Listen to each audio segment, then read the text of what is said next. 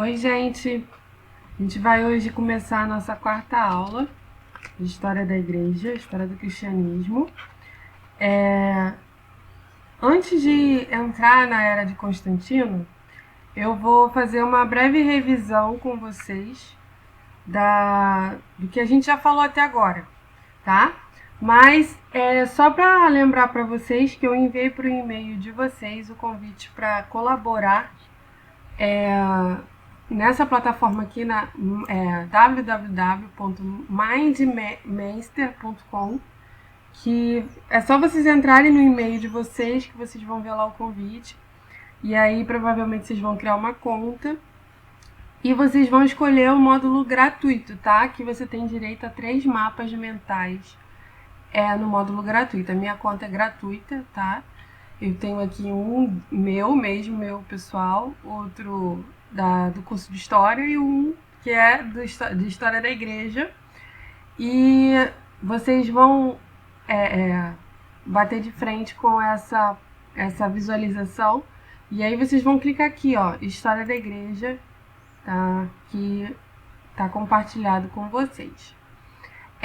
A nossa revisão eu vou fazer aqui no MindMaster, tá?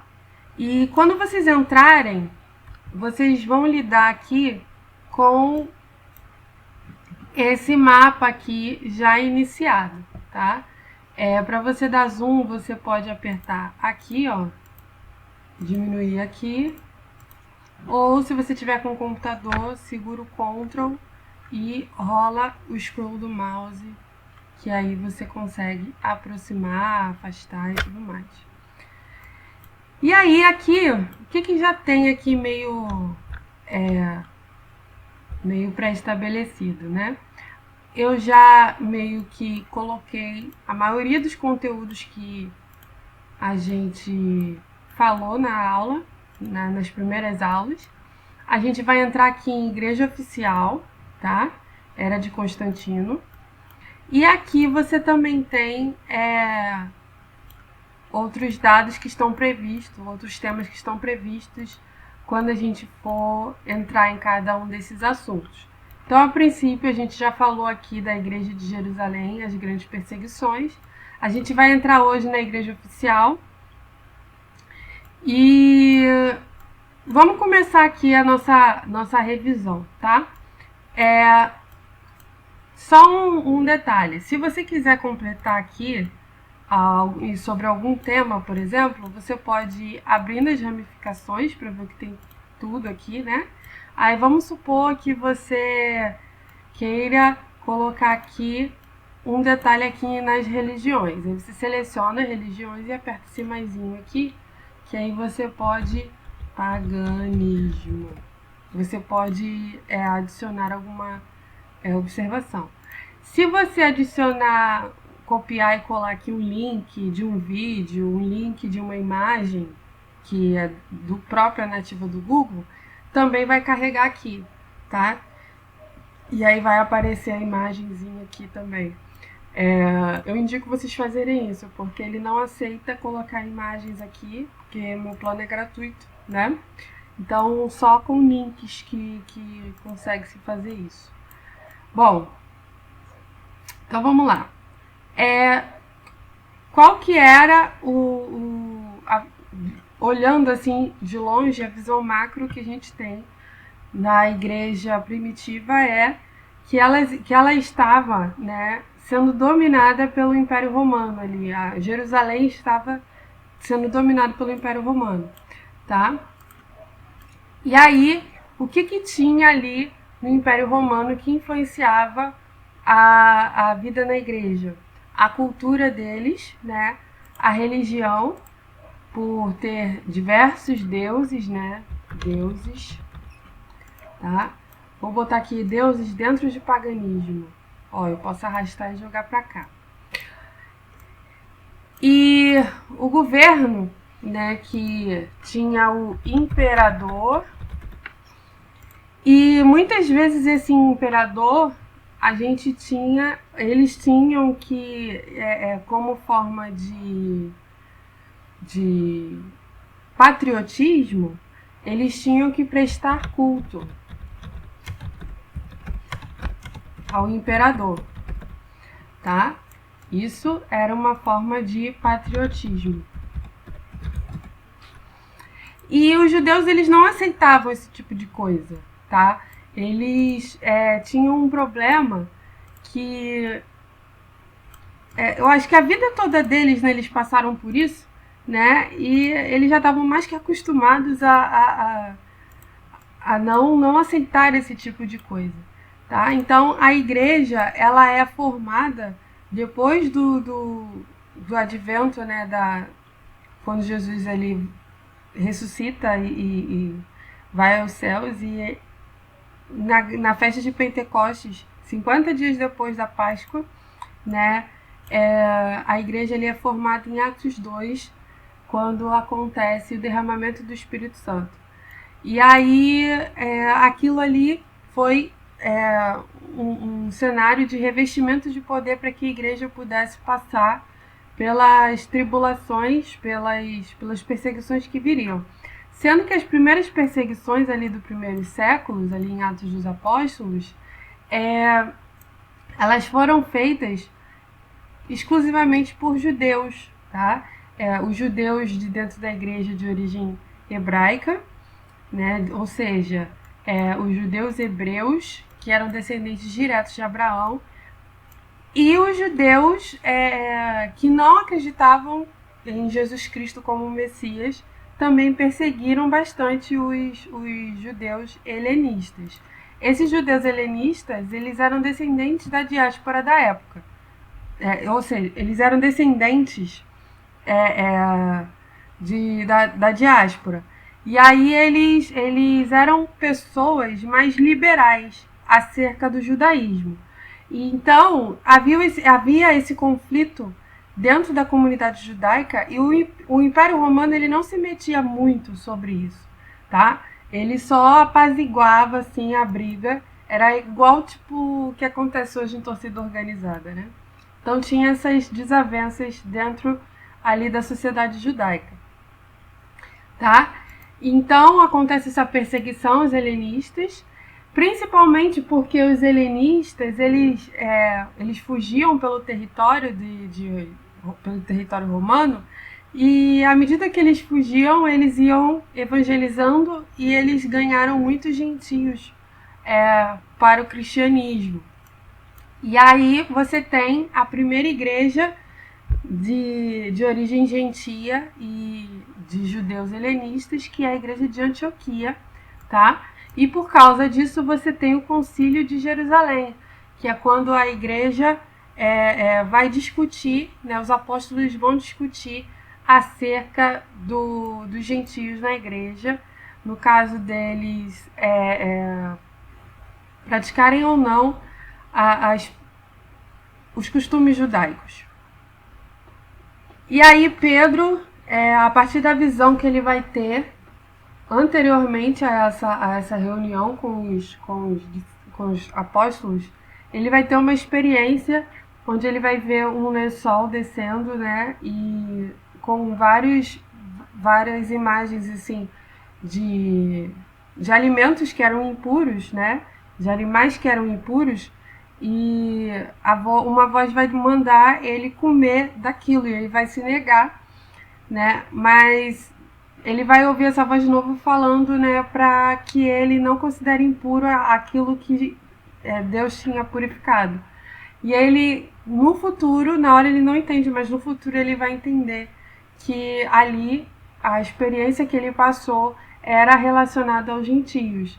E a decisão que vai ser tomada na época para a igreja vai ser que quem era judeu vai continuar com as suas práticas judaicas, e quem era gentio não precisava desse jugo, né, que era também tão pesado para eles, né, para que mais alguma coisa complicada na vida da igreja, não ia dar muito certo.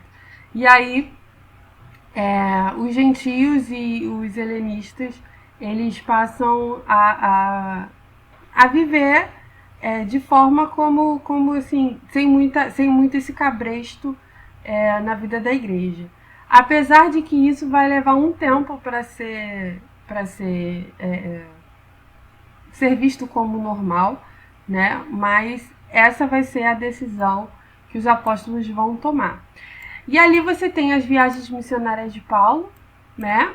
E as cartas dos apóstolos às igrejas. E você vai ver muito sobre esse assunto acerca dos alimentos impuros, né? Porque as carnes eram sacrificadas no mercado, que eram sacrificadas nos mercados, eram o que as pessoas comiam, né? E você vai ter lá as perseguições. Sendo que vai começar, depois do Concílio de Jerusalém, vai começar uma onda de perseguições a mando dos imperadores, que vai começar com Nero, que vai, a princípio, cai sobre ele a culpa de que ele teria incendiado Roma, e ele vai culpar os primeiros cristãos lá desse incêndio. Tá? Então ele vai perseguir os cristãos, mas no fundo os cristãos eles só vão ser perseguidos por serem cristãos mesmo. Vai ter também uma onda de perseguição em Vespasiano. Domiciano também vai destruir Jerusalém, tá? Onde ali muitos judeus vão ser mortos e muitos cristãos vão fugir, tá? Esses judeus, eles depois, os que não morriam, iam ser escravizados. E você vai ter também perseguições em Trajano, tá? Então, esse é o panorama que a gente tem ali dos primeiros séculos da igreja e de Atos dos Apóstolos.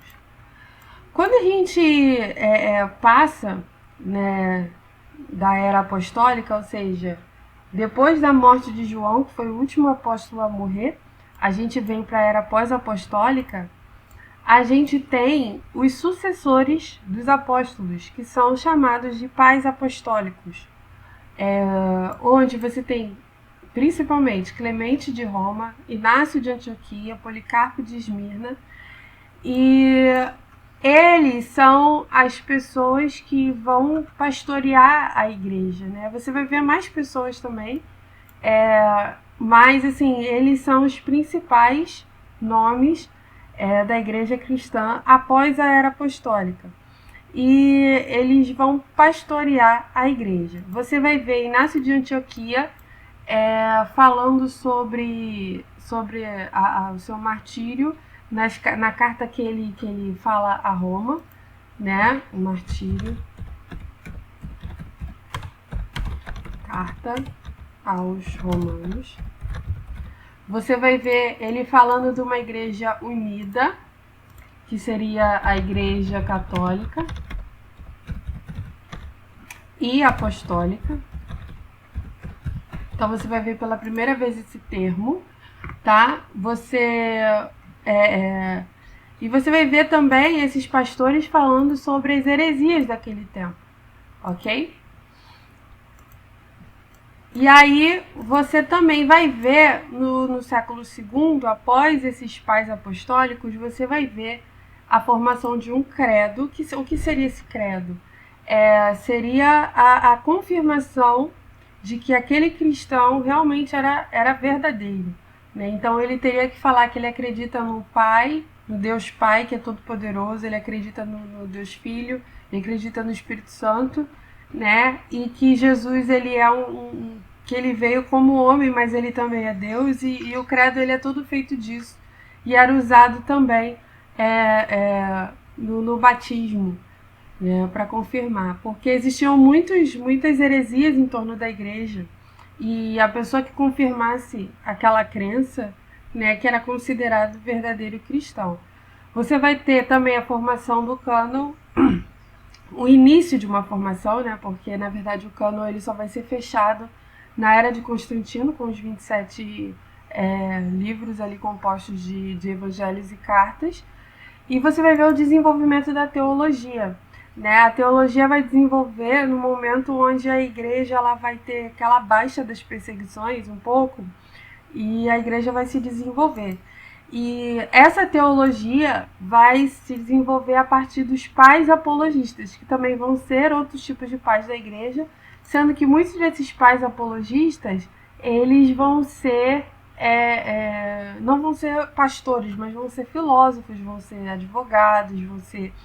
então eles vão estudar e vão desenvolver a teologia. Aqui embaixo eu coloquei aqui, ó, os pais da igreja patrística, tá? E aí eu comecei a separar aqui quem são essas pessoas. E aí se você for estudar a vida de cada um, se você quiser vir aqui completar, tá, sobre cada um deles, vai ser bem interessante.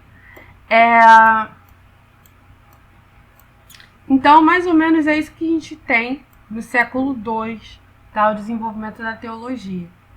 Você pode ler sobre cada obra desses pais apostólicos e pais apologistas nos livros da patrística. Você tem uma introdução logo no início e depois você tem os próprios escritos dessas pessoas que você vai encontrar. Lembrando que o cânon ele vai ser formado, né, o Novo Testamento ele vai ser formado principalmente pelos escritos apostólicos. Tá? Então, o que esses pais escreveram é de grande importância para o que a gente tem hoje de teologia, mas não é um conteúdo canônico considerado pela igreja. Para a formação do cânon, eles consideraram a apostolicidade, a antiguidade. No século III, a gente vai ter uma última perseguição que vai ser encabeçada por Diocleciano. Diocleciano ele vai ser responsável por perseguir a igreja de tal forma que muitos vão entregar escritos da igreja, muitos vão entregar muito material da igreja, muitos bispos vão se render à adoração a outros deuses e por medo. Por que isso aconteceu aqui e não acontecia antes? Porque a gente ficou aqui num intervalo muito grande entre uma perseguição e outra e já eram outras pessoas. Então essas pessoas que passaram pela perseguição, pela última perseguição de Diocleciano, elas não estavam acostumadas a sofrer esse martírio todo. Então muita gente vai se render. O que vai acontecer? Quando essas pessoas que ofereceram sacrifícios para não morrer, para preservar a sua vida, tentarem voltar para a igreja, algumas pessoas da igreja vão ir contra o retorno dessas pessoas, porque simplesmente elas entregaram tudo da igreja, né? E aceitaram adorar outros deuses. É aquilo que a gente chama de apostasia, tá? Então aqui você vai ter muita apostasia, tá? Muita gente vai entregar escritos, entrega de escritos da igreja, tá? As escrituras vão ser entregues, tá? Então deixa eu jogar aqui em última perseguição à apostasia. Escritos vão ser entregues e muita gente vai tentar voltar, né? Arrependido. Crentes vão se arrepender de ter apostado e a igreja, parte da igreja vai ser contra retorno deles, tá? E essas pessoas aqui vão ter dificuldade de voltar para a comunhão da igreja, tá? Então você vai ter essa grande perseguição aqui. Diocleciano também vai dividir o império entre ocidental, entre Ocidente e Oriente. E aí o que você vai ter aqui entre Ocidente e Oriente? Você vai ter duas igrejas. Uma igreja vai ser no futuro, tá, de Roma, e a outra igreja nos tempos de Constantino vai ser a de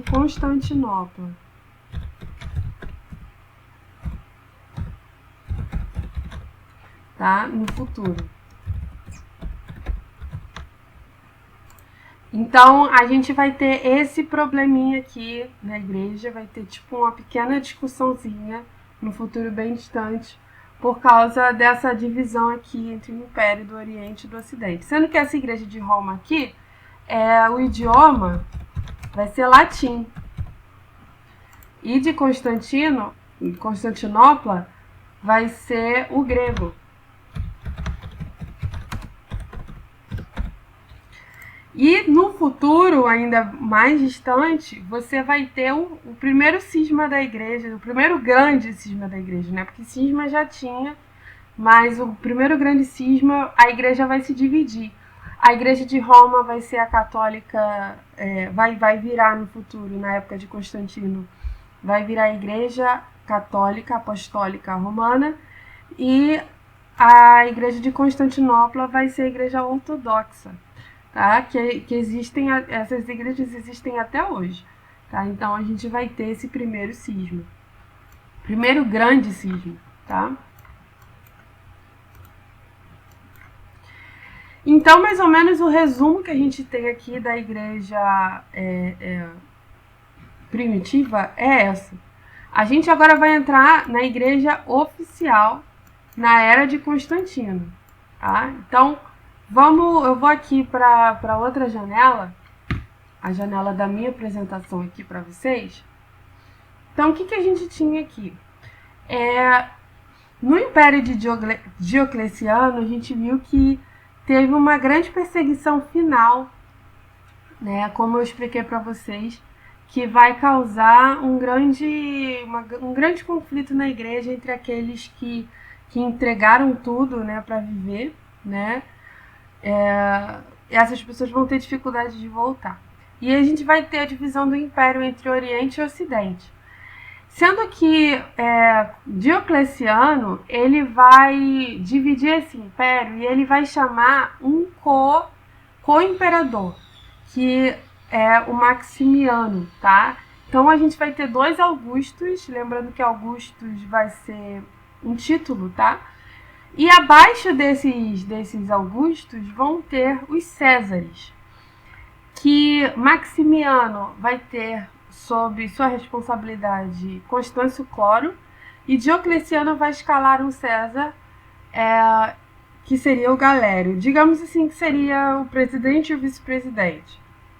Ok? E Constâncio Cloro vai ser pai de Constantino, tá? Eu deixei aqui um link, depois eu posso deixar esse painel aqui com vocês, que eu ainda estou montando, tá? Eu já montei também aqui da igreja primitiva, que eu vou deixar disponível para vocês. Eu fiz aqui, no caso, meio que um formato de uma linha do tempo, tá bom? E aqui a gente vai ter a divisão do império, ó. Então aqui a gente tem o império dividido no meio, onde aqui vai ser o Império do Ocidente e o Império do Oriente. E aqui a gente tem Roma, e aqui a gente tem vai ter a Igreja de Constantinopla, tá? No futuro mais à frente, quando Constantino chegar no poder, né, ele vai... o Império ainda vai estar dividido, né, e ele vai lutar contra Licínio e Magêncio. Tá? E para ele tomar o império, ele vai por uma guerra civil, ele vai criar uma guerra civil, ele vai ter uma visão nos céus e vai ver escrito para ele assim, vence nisto. Então ele vai solicitar que os seus soldados escrevam no seu escudo ali um símbolo que seria mais ou menos parecido com um X e um pé. Aqui tem uma imagem que mostra em detalhes. E esses desenhos, na verdade, eram 2 letras gregas que significavam as iniciais do sobrenome de Cristo em grego. Constantino ele vai ser um bom administrador e vai proteger muito bem seu império de ameaças bárbaras. E o que eram os bárbaros? Eram todas aquelas pessoas que moravam ao redor do Império Romano, que muitas vezes essas fronteiras tinham tentativas de invasão por esses bárbaros, né? Então ele vai proteger bem as suas fronteiras, e ele vai divertir o povo com circos e vai matar esses presos com números de animais, né? Ou seja, as pessoas que eram capturadas aqui, que tentavam entrar no território para dominar o território, vão ser presas e vão servir de entretenimento para as pessoas, tá? Então ele vai procurar o poder absoluto na luta contra Licínio e Magêncio, e vai ter todo esse território aqui de novo só para ele. Mas o território, ele culturalmente, ele vai estar dividido do mesmo jeito. Então a gente vai ter uma igreja em Roma e outra igreja em Constantinopla. Constantinopla. Ele vai fundar Constantinopla. Constantinopla vai ser a cidade do imperador e vai ser a nova capital do Império Romano. Roma vai deixar de ser a capital do Império. Então Constantino ele vai mudar, vai fundar uma nova Roma com a construção de Constantinopla, e ele vai demarcar uma nova área para a cidade, tá? E ele vai pegar obras de arte de vários outros lugares do Império e vai decorar a nova Constantinopla, né? A nova Roma. E as pessoas eram simplesmente convidadas a povoar a cidade em troca de cargos públicos. Então, ele vai decorar toda a cidade com estátuas de templos pagãos. Ele vai mudar toda a vida ali de Roma, todos os costumes. Então, qual vai ser aqui as mudanças aqui ali em torno do Império de Constantino? O cristianismo ele vai se tornar a religião do Império, tá? Ele vai ter muitas pessoas sendo convertidas ali ao cristianismo, e com isso vai ter uma perda de controle. A igreja não vai conseguir mais discipular as pessoas, tá? A igreja vai também receber de volta as propriedades que foram confiscadas pelas perseguições. A igreja vai receber tudo de volta, e também ela vai passar a receber doações de tudo, né, direto do palácio. A teologia ela vai se desenvolver ainda mais, né, por causa também da falta a igreja não vai perder mais tempo com as perseguições, né? Ela não vai mais ficar fugindo, então eles vão ter tempo para estudar, para desenvolver a teologia. E o império ele vai ter boas relações com os pagãos. Ele não vai perseguir os pagãos, mas ele vai deixar de investir no paganismo para investir no cristianismo. Quando Constantino ele vai ao poder e ele começa a dar todos os privilégios para a igreja, os cultos que antes eram em casas, elas vão passar a ser no templo, tá? A igreja vai começar a utilizar costumes pagãos no seu culto, como, por exemplo, o uso do incenso. Os ministros vão passar a se vestir de modo totalmente ornamentado, vai ter novas roupas ali para os ministros. Vai ter agora a realização de procissão antes do culto, coro. A igreja, a congregação vai participar menos do culto, né? As causas eclesiásticas vão ser julgadas por um júri especial, né? Nada diferente de hoje, né? E a igreja vai desenterrar mártires para colocar lá sobre o altar da igreja. Vai começar a veneração aos santos. Vai ter relatos de pessoas que vão ter visões, né? E diziam que os mártires haviam aparecido para eles e teriam feito milagres. Vai ter dinheiro público na igreja. E aí vai começar uma ideia de clero aparecendo na igreja. O clero vai ser isento de imposto e vai ser acima da lei. E aí você vai ter nos cultos de adoração um aumento assim de esplendor, menos espiritualidade e mais pomposidade, digamos assim, né? E, como eu disse no início, os costumes pagãos vão começar a aparecer no culto. O domingo, ele vai ser proclamado como dia do descanso. E aí é importante explicar isso daqui, porque o que acontece?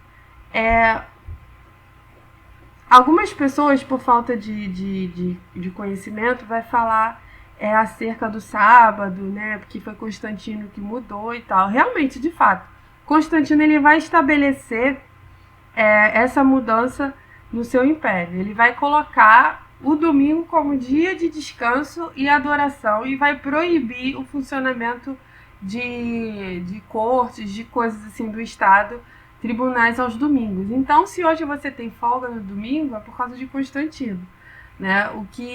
E aí o domingo vai se tornar meio que um feriado, não um dia santo, né?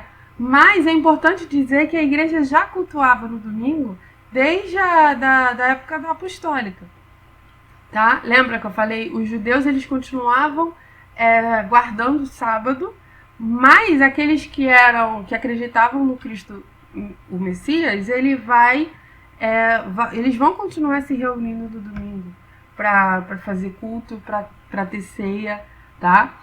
E é isso. Outras mudanças vai ser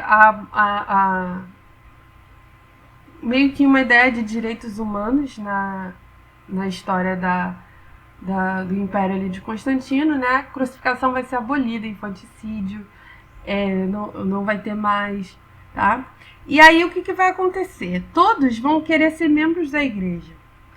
E vai começar a entrar muita gente em troca de posicionamento, um bom posicionamento do status ali político, tá? Então, com todas essas mudanças na igreja, com certeza haviam pessoas que eram a favor e que eram contra. Você vai ter as pessoas que eram a favor dizendo que o imperador era um enviado de Deus mesmo para mudar a história da igreja, né? E você vai ter também as pessoas que eram contra. E dentro desse grupo que era contra, você vai ter os monges, né? O início do movimento monástico que vai explodir nesse momento, com pessoas migrando dali das suas cidades, indo direto para o deserto para ter uma vida de santidade, em busca de uma vida de santidade e devoção. E essas pessoas vão viver do artesanato e as suas vidas vão ser completamente assim, devotas em oração e adoração. E você vai ter também os donatistas, que eles vão se colocar como a igreja verdadeira, tá? Sendo que dentro desse movimento donatista você vai ter alguns terroristas, né? Alguns radicais que vão querer tacar fogo em tudo, né? Que vão ser chamados de circunceliões, tá? Essas pessoas elas vão colocar meio que o terror nesses tempos do Império. Essas pessoas aqui elas vão ter fim com o início do islamismo, quando o Islã começar a dominar parte daquele território, tá? Mas o movimento monástico vai continuar e continua até hoje.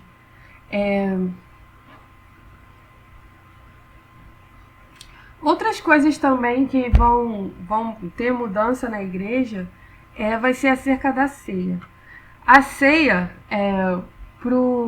para a igreja protestante, né, e desde sempre na igreja primitiva, a ceia era apenas um memorial, né, da recordação um memorial da morte do Senhor, né, e ela vai se tornar um sacrifício real, né, que é chamado de transubstanciação. Eles vão crer que o pão vai se tornar realmente a carne e o vinho vai se tornar realmente o sangue. Então, quando você estaria ingerindo ali os itens da ceia, você estaria realmente participando de um sacrifício real, tá? Mas a ceia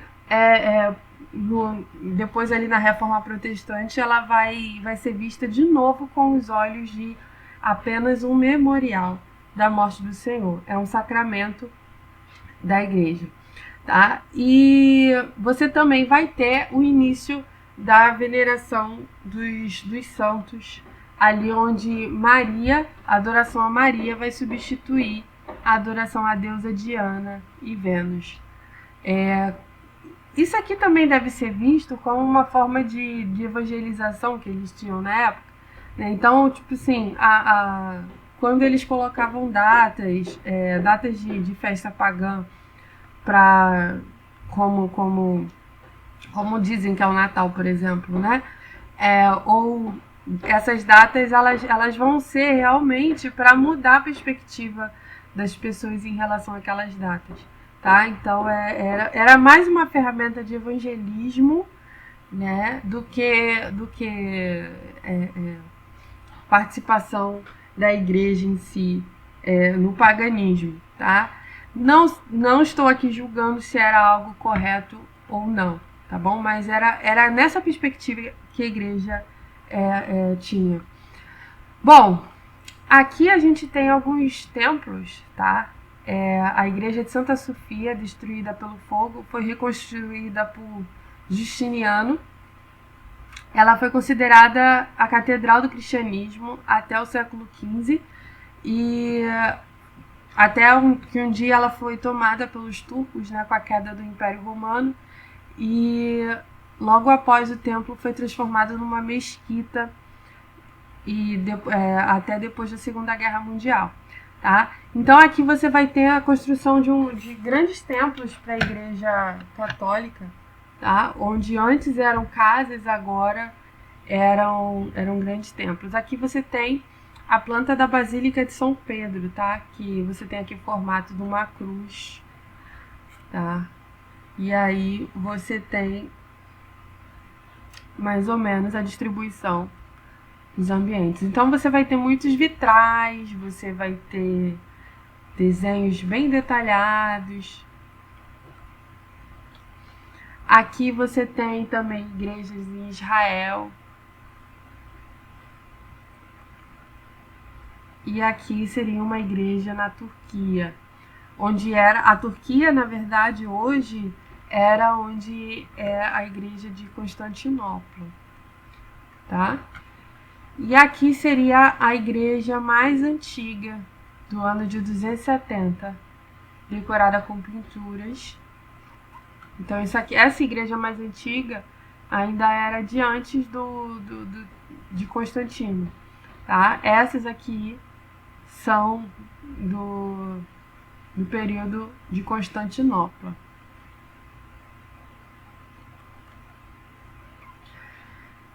O que você vai ter, que a gente vai continuar na aula passada agora, eram dois tipos de igreja, tá? A igreja do Ocidente, em Roma, e a igreja do Oriente, que é Constantinopla. Você vai ter um imperador aqui, porque agora aqui é a capital de Roma, aqui agora é a capital do Império Romano, e aqui você vai ter uma igreja mais estruturada, e elas vão discutir entre si qual que era a sede, digamos assim, né? Qual que era a igreja chefe, tá? E a igreja de Roma, ela vai se considerar a primeira porque ela vai vir de Pedro e de Paulo, né? E a igreja de Constantinopla, ela tem umas influências do imperador, tá? Então a gente vai ver isso na aula que vem. Na aula que vem a gente também vai ver sobre o Concílio de Nicéia, que vai falar sobre uma discussão interna na igreja sobre a questão da divindade de Cristo e sobre a salvação, tá? Então isso vai ser de grande importância porque vai ter a construção de um novo credo, tá? Então a gente vai ter Ário versus... Qual o nome dele? Ário versus Atanásio, tá? Que vai... Ário vai ser um presbítero da igreja e Atanásio um diácono, que eles vão debater teologia pura, tá? E um dos dois ali vai sair vencedor. Bom, é isso que nós temos. Na aula que vem a gente vai falar sobre esses assuntos. Tentem montar aqui um mapa mental, tá? Vamos fazer um grande mapa sobre toda a história da igreja. Se você quiser, por exemplo, vou dar um exemplo aqui. Império Romano. Vou pegar algo bem aleatório aqui. Colocar aqui um mapa. Colocar esse mapa aqui do Império Romano, que é o Império Romano inicial ali, da época de 117 a.C. Você pode copiar. Cadê? Copiar link. Copiar link da imagem. E aí você pode vir aqui, ó, adicionar. Acho que aqui ele não tá indo. Deixa eu tentar de novo. Você tem que abrir imagem, uma nova guia. E você pode pegar esse link aqui de cima. Vamos tentar mais uma vez. Geografia.